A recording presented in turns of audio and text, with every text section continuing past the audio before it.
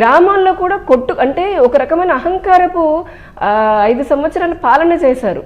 ఇటువంటి అహంకారపు పాలన మళ్ళీ మళ్ళీ రాకుండా ఉండాలి అంటే వారు ఖచ్చితంగా మొన్నటి వరకు భయపడ్డారు. నిజం చెప్పాలంటే గ్రామాల్లో ప్రజలు అసలు ఓపెన్ అవ్వలేదు. మాకు అదే అనుకున్నాం, అర్బన్ ఓపెన్ అయిపోతున్నారు, ఖచ్చితంగా డెవలప్మెంట్ అని అంటున్నారు. మరి రూరల్లో ఎలా ఉంది పరిస్థితి అంటే వాళ్ళు భయపడ్డారు. ఎందుకు అక్కడ లోకల్గా వాళ్ళకి చాలా ఇబ్బందులు అవుతాయి, అక్రమంగా కేసులు పెడతారు. వీళ్ళకి అలవాటే కదా, సోషల్ మీడియాలో మాట్లాడినా 1000 మంది పైన కేసులు పెట్టారు, వారిపైన అక్రమంగా కేసులు పెట్టారు కాబట్టి గ్రామాల్లో భయపడ్డారు. కానీ పోలింగ్ రోజున చూడండి, ఎవరిని సామాన్యుడిని కదిలించినదే, మాకు వద్దే వద్దు, మాకు కావాల్సింది ఈ రోజున మా లాభం కోసం. ఈ మాట కూడా వచ్చిందండి నిజం జనాల్లో. ఈ రోజు ఈ పథకాల వల్ల మళ్ళీ తను వస్తే కనుక మాకు టెంపరీగా గెయిన్ జరుగుతుందేమో, అంటే లబ్ధి జరుగుతుంది, కానీ ఇది కాదు, దానివల్ల నిజంగానే శాశ్వతంగా నష్టపోతున్నాము అనేసి. కాబట్టి ఇటువంటి ప్యాటర్న్స్ అన్ని చూసిన తర్వాత ఇంకోటి నరేంద్ర మోదీ గారు, అంటే మనం ఒక 10 రోజులు పోలింగ్ కి ముందు చూసుకుంటే కనుక అప్పటి వరకు సరే డెవలప్మెంట్ కావాలని అనుకున్నారు. కానీ ఎప్పుడైతే అమిత్ షా గారు, నరేంద్ర మోదీ గారు పర్యటనలకి రావడము, ప్రజలకి ఒక భరోసాని ఇవ్వగలిగారు. ఎందుకంటే కేంద్రంలో NDA 400+ వస్తోంది, సుస్థిరమైనటువంటి పాలన కావాలి అని అంటే, ఆంధ్రప్రదేశ్ నిజంగానే వికసిత భారత్, వికసిత ఆంధ్ర కావాలి అంటే మీ సహకారం మాకు కావాలని 3 నాయకులు, అటు మోదీ గారైనా, ఇటు చంద్రబాబు నాయుడు గారైనా, పవన్ కళ్యాణ్ గారి పట్టుదల ఇంకా చెప్పాలంటే.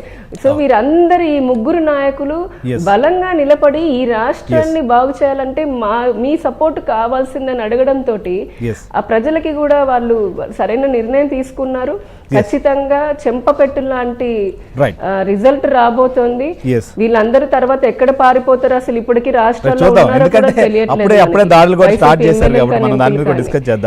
శివశంకర్ గారు నమస్కారం.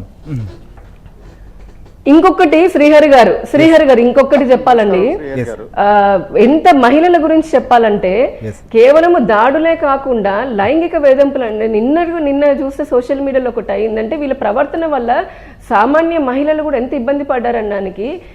ఎమ్మెల్యేలు అంటే బాధ్యతాయుతమైనటువంటి ప్రజాప్రతినిధిలాగా ఉండి మహిళల పైన అసభ్యకరంగా, ఇంతకుముందు కొంతమంది ఎంపీలను చూసాము, ఎమ్మెల్యేలను చూసాము.